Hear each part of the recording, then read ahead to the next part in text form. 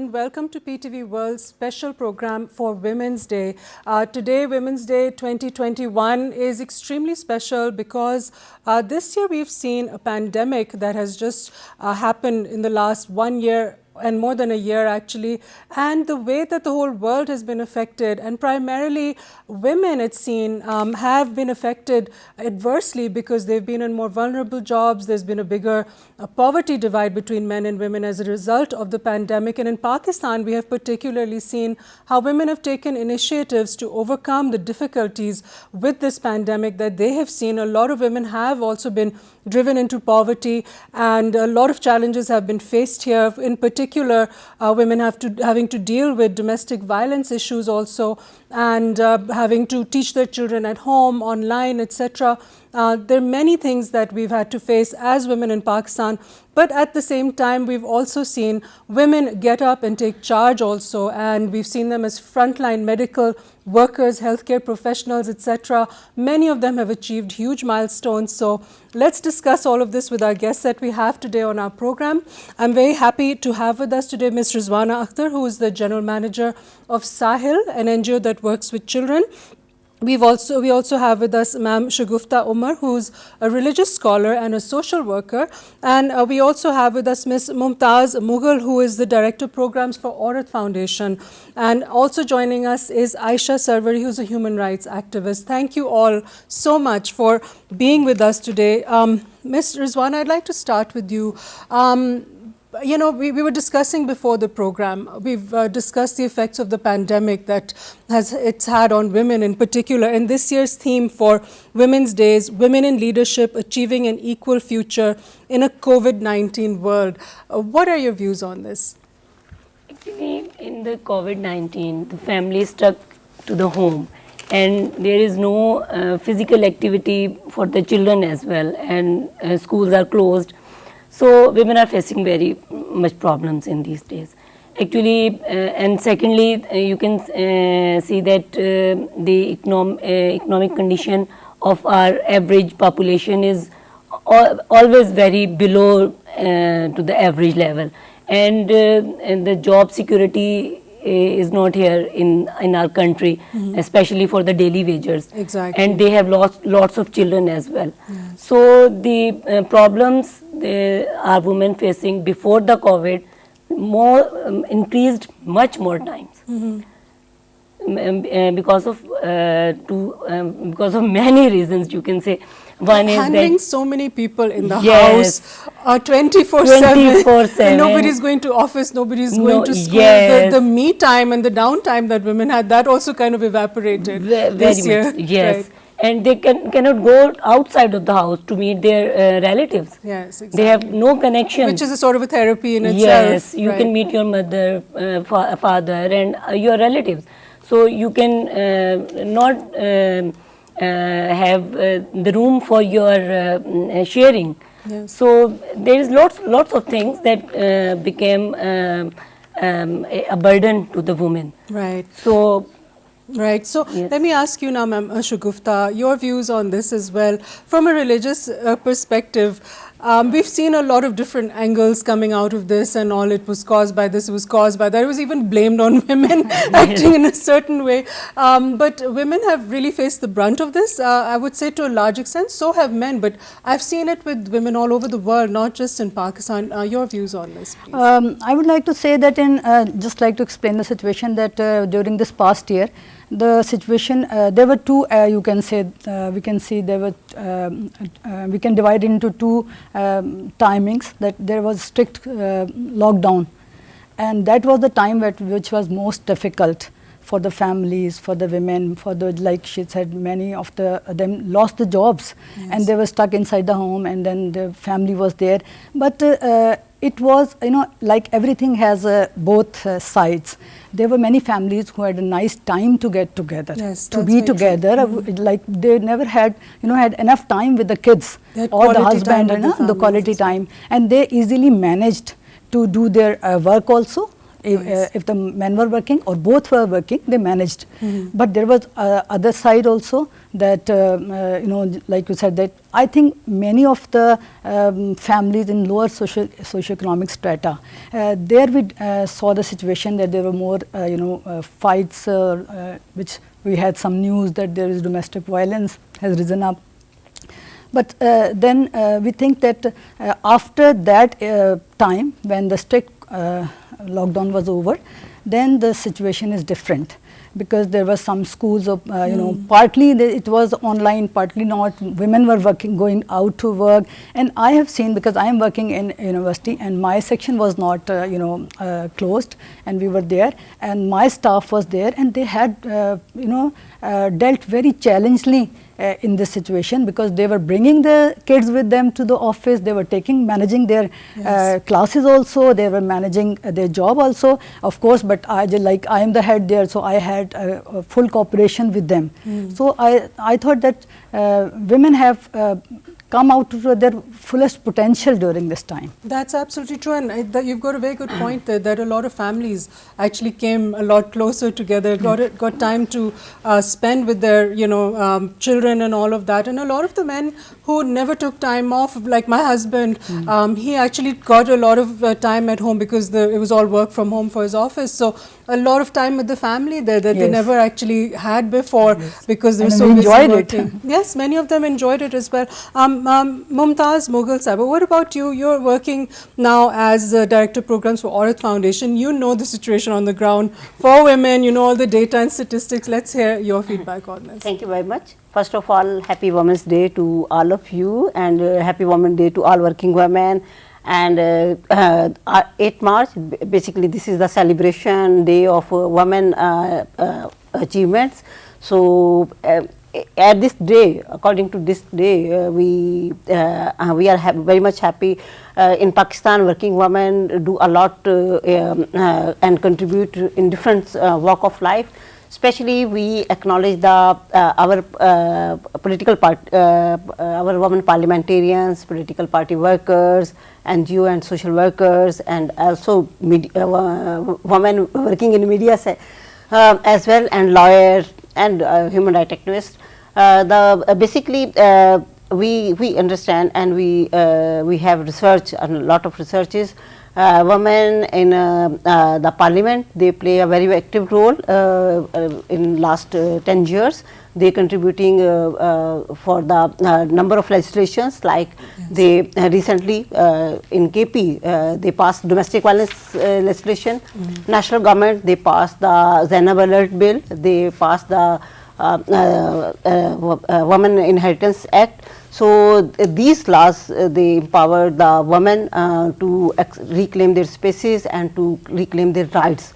So at the other side, during the COVID, we definitely acknowledge the efforts of the doctors and professionals and nurses and caretakers. They play their role as a frontline defender at workplace, as well as women. Common women, they bear the mental stress, they bear the psychological stress. Recently, we have conducted a research study in 25 districts of Pakistan. That study reveals violence against women is increased in Pakistan, and unfortunately, we also in gender equality indicators, we are also going down. Out of 155 countries, we are now 151 at the number of 151. So this is challenge for us. We at the one side we are celebrating women achievements. The other side, this is challenge for us. We are in gender equality, we are very low. Right. So we need to do more actively at our level. So like this, if we say the violence cases, even in in 2019, 198 women were killed on the name of honor killing. More than 3,000 women this year in Punjab, they were raped, and 200 women, they were gang raped. So such like of violences and such like of patriarchal system, such like of, because a number of laws government of Pakistan passed for the protection of women rights, but on the other side the issue is the implementation, issue is the sensitization of the laws, issue is the awareness, people Right. not aware about these laws. Right, So, some very important points you've just brought up over here. Aisha, I'm going to come to you now because you're a human rights activist. You're also a co-founder of Women's Enhancement Hub. And what ma'am was just saying about the legislation that's come into place, we have, okay, Zainab Alert is a very positive step, but you also, you know, the domestic violence legislation has been around for some time in the other provinces, and inheritance laws as well. But do we really see their effect in society much? What would you like to say about that? I think at first the most important thing is congratulations on hosting a show on Women's Day. PTV is one of the most far-reaching channels. I hope that we're also using the same languages to kind of get our messaging on, because as you see, English or Urdu ka jo divide hota hai, we kind of sometimes don't transfer the value sets in English into our Urdu speak as well. I think the first thing I would say is it's not as rosy as we think it is. When we're talking about families coming together and men recognizing the load of women, that is perhaps happening on a very tiny, minuscule level of the privileged class. Privileged either intellectually or privileged through education or privileged through wealth. What's happening largely in Pakistan is your women, be it from the lower middle class or the middle class, were already burdened by the burden of violence. 9 out of 10 women, according to Thomson Reuters, women were getting either under domestic violence, they were either battered and bruised, or they were going to face some kind of physical violence in their lifetime. That is, having a 90% percentage in that regard means that there's a systemic failure of your country's laws, you know, not just the judiciary, from your cultural setup as well. Your Yes, cultural setup is absolutely. extremely flawed to allow that level of violence. This means that violence has seeped into the permission culture. Violence has been seeped into your everyday life. Violence has been seeped into, you know, the patriarchy through our marriages, through the in-laws, etc. And violence is in the workplace as well. I'm so glad that we recognized working women in this country, because we have only 24% women who are part of the formal economy in Pakistan. That is a dismal number. If you look at Pakistan, Pakistan is at, basically it treats its women the same way that war-torn Congo or war-torn Africa's worst regions, conflict regions, treats its women. So when we sit here and we talk about family values and all of that, we're really showing a picture that is not scalable into the real Pakistan. And what I'd like to highlight is, for the cultural norms to be broken down, we have to see the leadership take stands on what is not acceptable and what is acceptable. Right. If you look at the United Nations, the first thing it said that when there was a pandemic, they used the term called a shadow pandemic, that aurtein ghar pe mare kha rahi hain. And the reporting of domestic violence went down because the acceptability of domestic violence went up. So before there was some reporting and it was considered that it's a problem, but after the pandemic, where would women go? What would they report? Yeah, where you've just said acceptability of domestic violence. Now, domestic violence comes in different forms. It's not just physical. We've talked about this on many previous programs and forums. It's also mental, emotional abuse and such things, financial abuse and all as well. But acceptability you find to be very high. And ma'am Shagufta, I want to ask you in this case, a lot of people will bring religion into it and they'll tell a woman to have sabr and then they'll go to heaven and they'll get all these rewards and all. But it's damaging to the children, it's damaging to the woman herself. And what is the limit of having patience in your view? And then I'd like to know from my other I think panelists. that this is a very limited view of the religion or religious values, because all the values, being sabr or being, you know, being anything you see, they are both for men and women.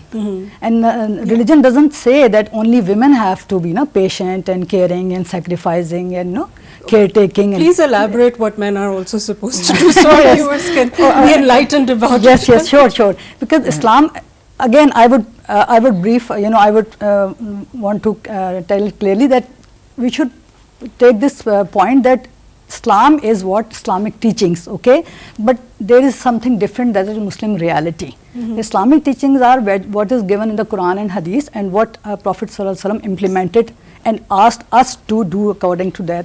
But what is Muslim reality? What are we doing in our communities, in our countries, or in our homes? So we have to try to correspond it. So because of the general illiteracy, general ignorancy, general feudal system, in our, just like we say, patriarchal, basically that is a reflection of a feudal system, feudal law system. So these are the effects which are making the weaker suffer. Weaker suffer, and men and women both. Women don't know their rights. Right. That they have the right to, Islam, like you were asking, Islam gives them the right to life, right to education, right to vote, right to, freedom of movement, freedom of speech. And we have the glorious examples from our Prophet's life already. Yes. But if and we are his not farewell address also, he particularly addressed how to treat women. Yes, and he there was said such that, a big issue for him. And he said that wife is the most precious treasure of life. There you go. And the one who is best to his wife is the best of human being, and I am one of the best to my wives. But How if we beautiful don't is that? follow that, and we have to, I admit that our culture, neither the parents at home, nor the educational institutions, nor you can say the religious, you can say Mimbar o Mehrab, from nowhere, or from media, we are not conveying these values Right. to the people. Right, ma'am. Mumtaz, would you like to add to that as well? Basically, patriarchy is very deep rooted in our culture. We are literate person, but we don't give the inheritance to our girls. Islam says, but we did not practice. Yeah. And with regards to choice marriage, Islam allows, but we could not ask our daughters on the time of nikah. Even we did not, women are not allowed to read the nikah form. Nikah registration form. Contract the entering. Yeah, we are literate person. I think the issue is the patriarchal issue, cultural values, and especially power issue. So, keeping in view, we understand laws are available. Implementation is in slow processes, but we understand we are educated people. But on the other hand, we need to challenge these patriarchal rules, especially women, and we should allies our male colleagues, Yes. our male partners. We don't understand the man is doing this and the brother is doing this. We saw and we observe. We are focused on women do this, women do this, women do this, but we don't.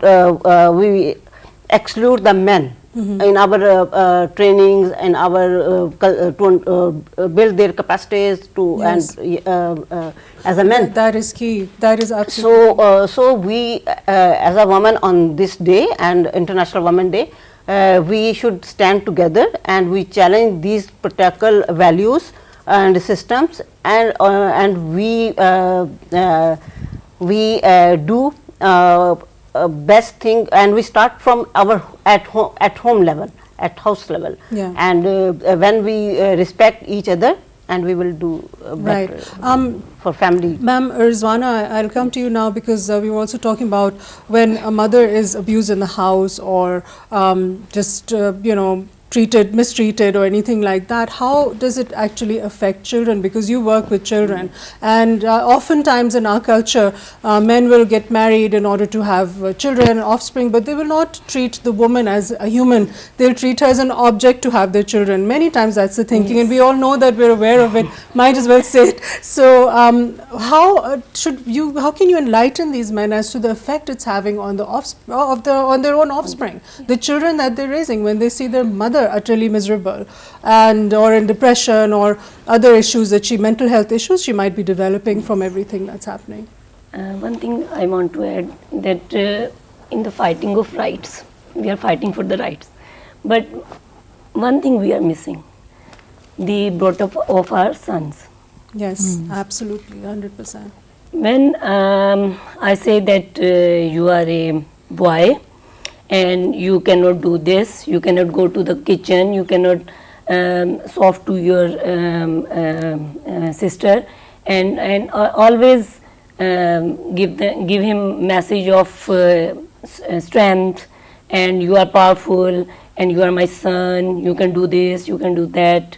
So unconsciously I am preparing a man for the future who will be very strong and try to exercise his rights, and he is learning of how to give rights to other.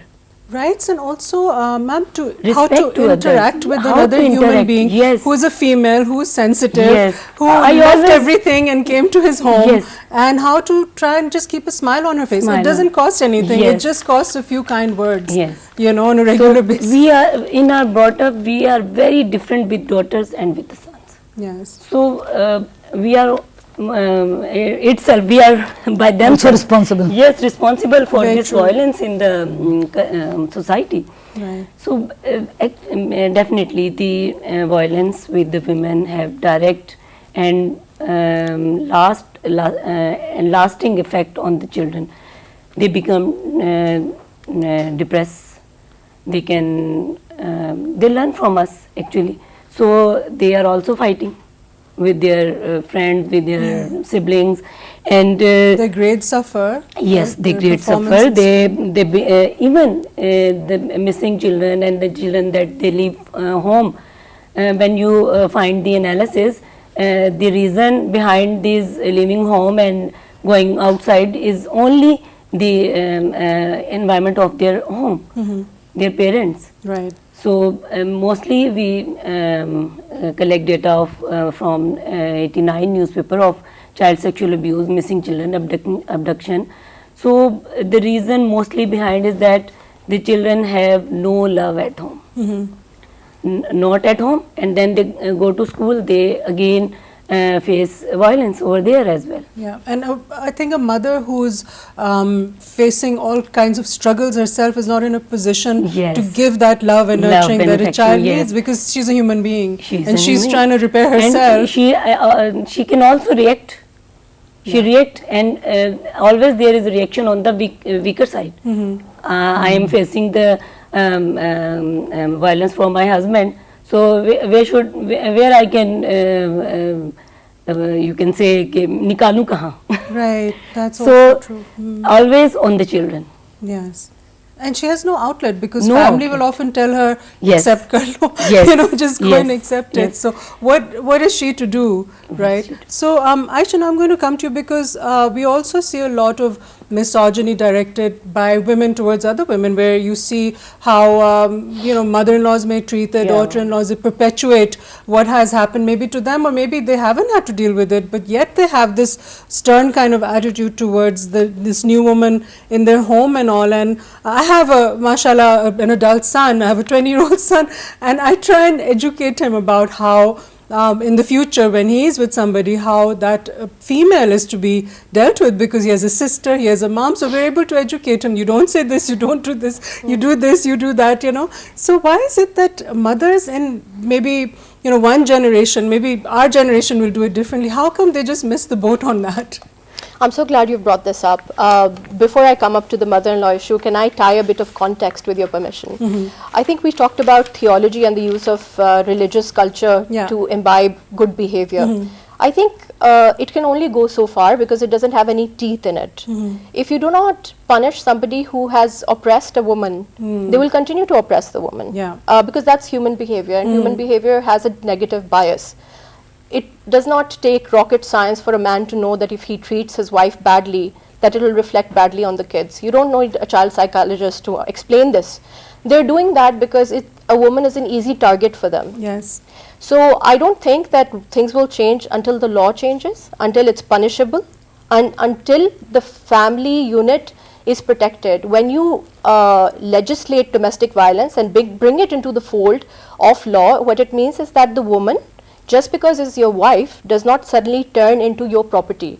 She has an independent relationship with the state of Pakistan, and if you hurt her psychologically or physically, you're hurting the individual or the citizen of the state. I think that's very important to understand. And yeah, sorry, continue then. And to bring about the question of the mother-in-law, I've tied this in because the good woman versus bad woman, binary, दो ही औरतें, एक अच्छी औरत, एक बुरी औरत, और माँ अच्छी हो जाती है, you know. So this binary of simplicity, and I would say dumbing down and making stupid a very complex phenomenon of the human being, is where the problem lies. And this is why for the mother-in-law, I don't blame her that she actually oppresses the daughter-in-law. It makes sense, and I'll tell you why it makes sense. She has been oppressed all her life. She's had no financial independence. She's had no mobile independence. कभी कभी औरतों को ज़ियारतें करने की भी इजाज़त नहीं होती, हज पे जाने की भी इजाज़त नहीं होती, अपनी माँओं बहनों से भी मिलने की इजाज़त नहीं होती. So they have seen a very oppressive past where they have just been maids or servants or treated as if they're just helpful to the economy without any recognition of either economic pay or even gratitude. So जब सारी ज़िंदगी एक औरत पिसती है and she sees that the power comes from the man, so why shouldn't she be insecure about her son? Because that is where the power is coming from. Yeah, I mean, you know, I'm not in a position to go into their minds because, you know, many of us have had a different environment, but it's hard for me to understand if one has faced that kind of adversity, why wouldn't you want to be a better person and not perpetuate it? Heal yourself so that you're not harming another human being, because this is a young girl coming into your home. She needs love and affection and she needs to flourish there, not be miserable. Where that is where good religious practices come in, you know, and we see those, but by and large, like I'm saying, we're not talking from a place of privilege and education. We're talking from a place of bone tired economic rule. This is a capitalist society where 9 to 5, you know, there's a lot of struggle to put food on the table from all sides. So in that psychological stress, on top of everything, you can't be kind, you know. I understand. I've often been criticized that you wouldn't understand the issues of the common woman in Pakistan. So why are you trying to address it? So I'm trying to understand here because I really, you know, would not be in a position to know what they're going through on a day-to-day basis. I have an idea about poverty and what that does to them because I've gone and seen those kind of situations. But obviously, when you're living in it, you understand better. Ma'am, I'd like to come to you now, Ms. Rizwana, that when you talk about domestic abuse and things like that, and anybody can add what they want in this, we've discussed earlier that it's not, we've discussed whether it's a mental health issue or what is it, but what you just said right now, Aisha, is that it's more of a choice thing where you perceive someone as weaker. A man is not going to be abusive towards his woman boss, you know, but he'll be towards somebody who's weaker. So it's not a mental health problem. No. It's a control and that kind of a problem. It is not a mental health problem. It's a brought up problem. Actually, you can say that in our culture we always see the man is in a strong position, in an authoritative position. So in our home we always respect only our male members more than our female members. Our mother always tell us that he is your father, he is your grandfather, please stand up when he came. So it is cultural, it is in our brought up, it is not mental problem, it is just authoritativeness. Right. And I want to exercise my authority where I found the weaker than me. So men always exercise violence where he is strong and have a weaker part on the other side. Absolutely. I would like to add in this that like we are talking about the importance of legislation. Of course, no denying it. Even Islam has given all, you know, criminal laws and civil laws and family laws. Of course, the issue is in the current scenario, the legislation and then implementation. But we are still, you know, missing the importance of education and awareness, because education resolves many of the problems, and awareness about rights, awareness about responsibilities, awareness about the facts, the situation, So this is very important, and this has to be, we have to have a campaign about the awareness at all levels, and we should also, I think, discuss the positiveness of the educated people, because you can see the educated society, the things are changing. The husbands are very like our our sons and our nephews and all, they are very nice to their wives.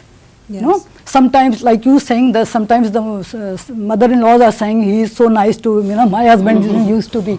So things are changing. So we should consider this point of view, this factor also. Yes. And we should, like on the Women Day we are talking about, and in all the functions, of course we are talking about the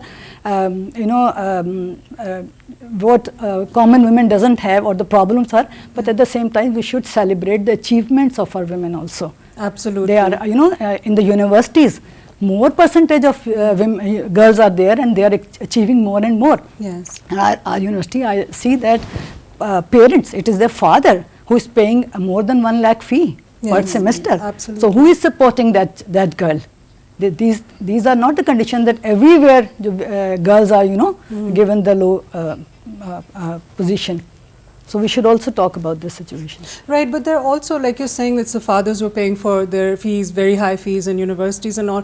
Yet there's a very high percentage of female illiteracy as well. And sure, we should talk about that, but we should also, then we should realize the importance of this education for boys and girls, and then they're making happy families because of the education. Right. So we have to educate those women who are left out of the education. Right, okay. That's absolutely true, because then education is one part of empowerment. Sure. Then there are many others as well, which we'll go on to discuss now with Mumtaz ma'am. Now, the topics that we've just been talking about, obviously your NGO does a lot of work on this and a lot of research and numbers, etc., etc. What we see here generally, okay, there's a need for women to be empowered, we all know that. How do you make that trickle down to the grassroots level? Because women like us may have, a husband who's allowing and supportive of us being working women, a father who's educated us, brothers who are supportive, sons, daughters, everybody who's like, go for it, this, that, but not every woman has that kind of environment around her. Basically, very truly right point of this. Basically, at grassroots level, we are working with women leaders and women, youth, especially young, male youth. So at school level, they are in schools, they are educational and curriculum activities they attend. But out of school, we are sensitized them on the we are creating awareness among youth and women, and we aware them about basic rights. We aware them legal rights. We are trying.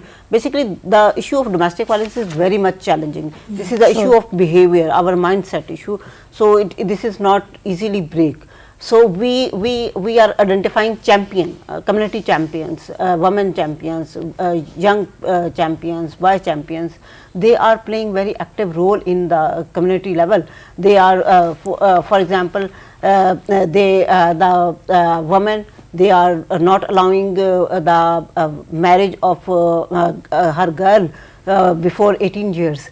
So this type of initiatives, and we are mobilizing and we are awareing government pass this legislation.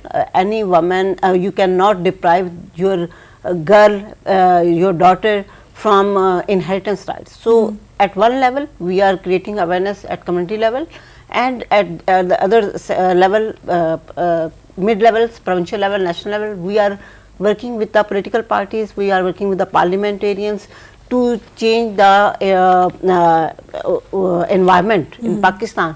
Recently, we conducted a study on basically this is the working woman issue, very close to our heart. 93% women said in Rawalpindi, Dadu and Karachi, we are not safe, feel safe to in public transport, we are not feel safe to in public places, in market and parks. Yes. So we are providing the evidence based studies to government and the parliamentarians. These are the challenges. Please pull the resources at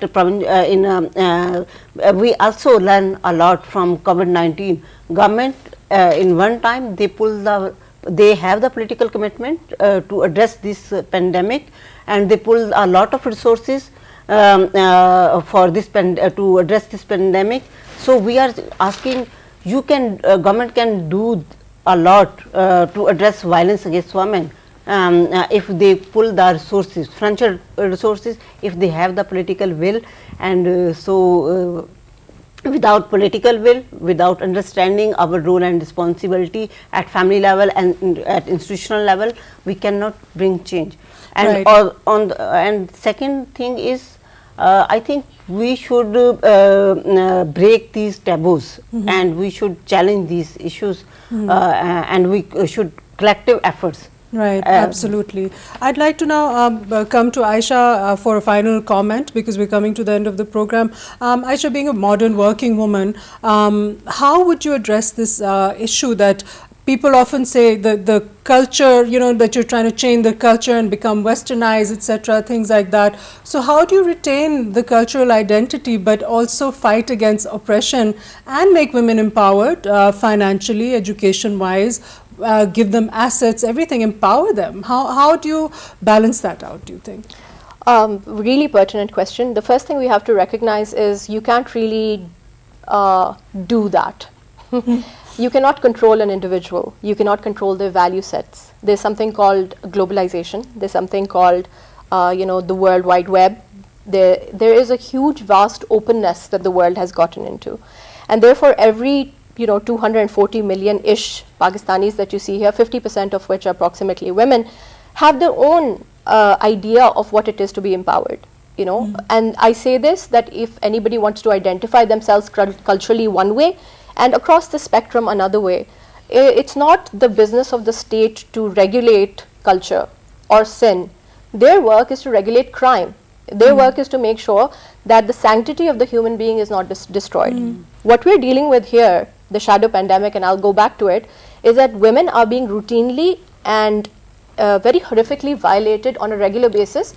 The home is the most unsafe place for them. So when we talk about public transport being unsafe or the offices being unsafe, yes, that's all true. But the home is where they're dying the most. And also the numbers which Ma'am Mumtaz was giving, that 198 women killed in the name of honor in the last year, 3,000 raped and 200 gang raped. It's horrendous. How do we change that? I would say three things if we're looking towards a positive solution. And I would warn against this thing called positive toxicity. Oh, look at the bright side.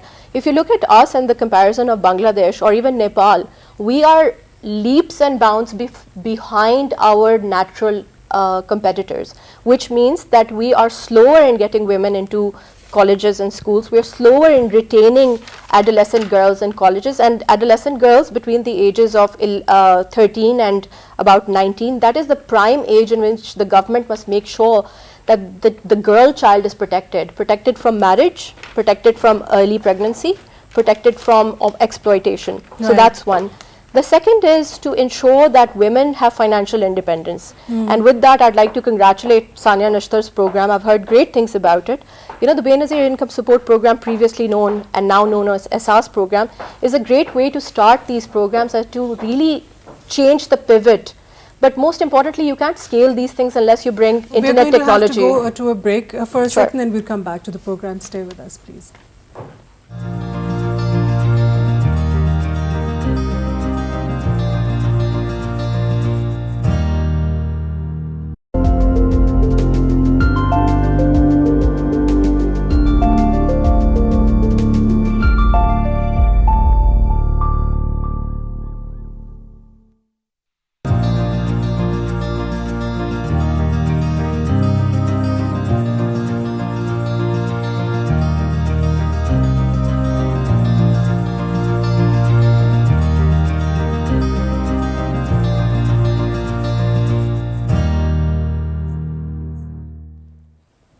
Welcome back to our program. Aisha, we will come back to what you were saying before the break, that about the culture, maintaining that. Do you think it's going to, at the end of the day, it's bound to happen, women will evolve into their own, girls will evolve into their own personalities, and society will just have to accept it?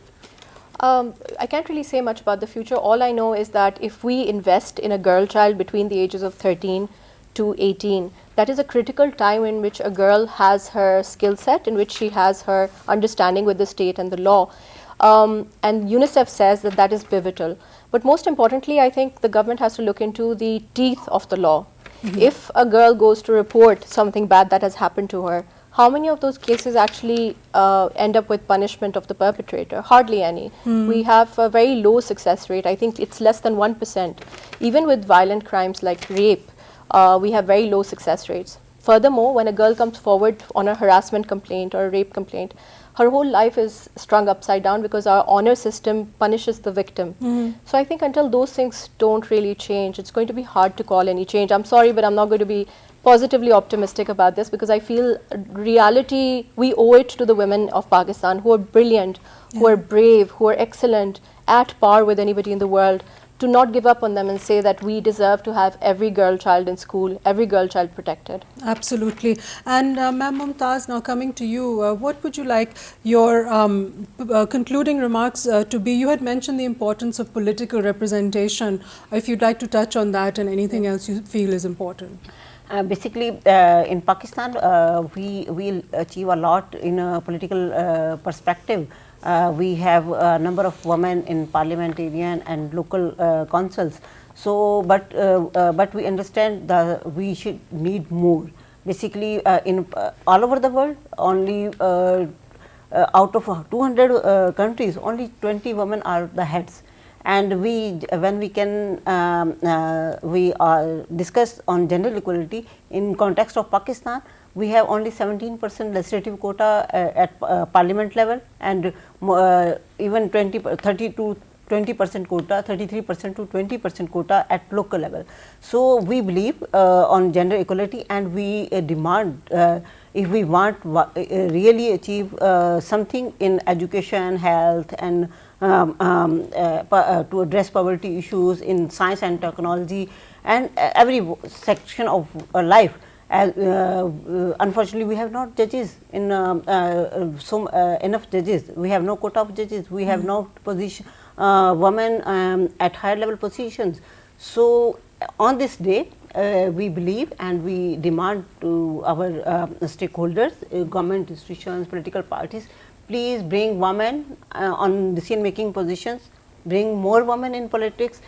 When women will be sit in assemblies, they pass the pro women laws, they pass the pro citizens law, and they will monitor these laws, they will put the more resources for these laws, as well as when women will be in decision making positions, they will do administratively well for Pakistan. Right, and preferably they should be women who got a track record of working for other women, you know, and not self-serving ones. So that's also very important to have the right women. Yeah, so on this day, we collective demand, and we also effort for bring women in decision-making positions more and more, and in as well as politics. Right. Thank you so much. And Ma'am Shagufta, you wanted to add something? Yes, regarding the decision-making position, I would say that amongst the Beijing Conference 12 points agenda, one was participation in decision-making or political participation. That didn't mean that we needed participation in just a certain number, but the effectivity of that position. Like if we say we have 13% or 11%, but we have women there, we have women in the bureaucracy, but their role should be seen in the society. Like Aisha was saying, that legislation should be implemented, and you know, all these legislative measures, they should be taken. And it should really be ingrained in the system. Ingrained, basically. and you know, being there should not be the aim. Being there effectively, playing their role effectively, being above their parties also. Sometimes they, you know, they should do it. And final message I would like to say that we have to protect our family. And if there's something going, or like obviously there are going wrong things in the family, we should try to, you know, deal with this matter. And we should I would rather give my message to all that we should work on, you know, along with doing all the ameliorative efforts for women, we should work on the education or awareness of men in the society. Absolutely. Their So role is that they key. should Yeah. take their families seriously, take the women seriously, and they should act sanely and considering women a human, not only a human being, but their equal partner and the mother of their children, and because that is going to be their family onwards. Right, that's a very important message. And finally, Ma'am Rizwana, your final remarks about how do we proceed forward with women and what they deserve and the kind of environment we want to create for them. How do we do this? Actually, I must say that during these difficult times, not only working women but housewives as well, we achieved our goals in very difficult times, and we work from home, not for official assignments, and also the household, and served our family as well. So there is a great achievement for working women that they balanced and they give time to their had given time to their office and home as well. The last thing we can, in my view, instead of fighting for the rights, we give respect to all our relations and try to solve our conflicts with discussion, not come in front of each other, and give respect to all, not at home, start from your home, your workplace and your society. All the relations need respect. So please give respect to all the relations. Absolutely, I agree with that. 100%. Very good note to end this program on. And here I'd also like to mention how Pakistani women have achieved so much. Like Aisha was also saying, and ma'am, all of us were discussing that they really have the potential to do anything they want in their lives, provided they have the right enabling environment. Thank you so much, all our panelists, Aisha, Ma'am Mumtaz, Ma'am Shagufta, and Ma'am Rizwana. Thank you so much, all of you. You're all activists and icons in your own right, good role models for our viewers to see. Thank you for joining us on our program. Thank you. Thank you very much. That brings us to the end of our Women's Day program. A very enlightening discussion it's been. We've seen different points of view from all different ladies in different roles in society. They're all leaders in their own right. And this year's theme is about women in leadership, achieving an equal future in a COVID-19 world. Achieving an equal future sometimes does seem like a very distant dream. However, it is achievable with the right commitment, and as we talked about, right political representation. And also one of the very important points that we have is, treating everybody with respect. Women are a certain kind of a creature, they're a certain kind of a personality. If only our men were to recognize and understand how to deal with them and talk to them and approach them in the right way, and families can flourish and entire environments can flourish that way, because women's empowerment is not, it doesn't have anything to do with the hatred of men or, sidelining men or not wanting men in women's lives. It's about how can we work together, how can men play a better role to bring out the best in women, and that includes fathers, husbands, brothers, sons, and it includes the other ladies in the households as well. Thank you so much for joining us on our program. We'll see you next time. Bye-bye.